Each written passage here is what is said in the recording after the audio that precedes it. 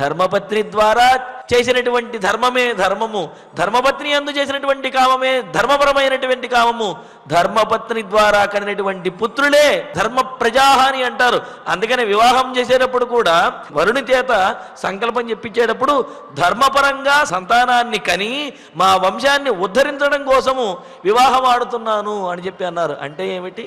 ఆ ధర్మపత్ని యందు ప్రవృత్తి ఏదైతే ఉందో ఆ ప్రవృత్తి ధర్మబద్ధమైనది కావున ఇవన్నీ కూడా సుఖవంతమైనది, పుణ్యకరమైనటువంటివి అవుతాయి. ఇలా కానప్పుడు అది కేవలము ధర్మం కానటువంటి ప్రయోజనము, ధర్మం కానటువంటి కామము ఏవైతే ఉన్నాయో అవి పాపహేతువులవుతాయి, పతితులైపోతారు, నరకాలని పొందవలసి వస్తుంది. కావున దీని ద్వారా తెలుస్తున్నది ఏమిటి అంటే ధర్మానుగుణమైనటువంటి అర్ధకామములు పుణ్యప్రదములు, అవి కూడా ధర్మంతో సమానమైనవే అని చెప్పి దీని ద్వారా తెలుస్తుందన్నమాట.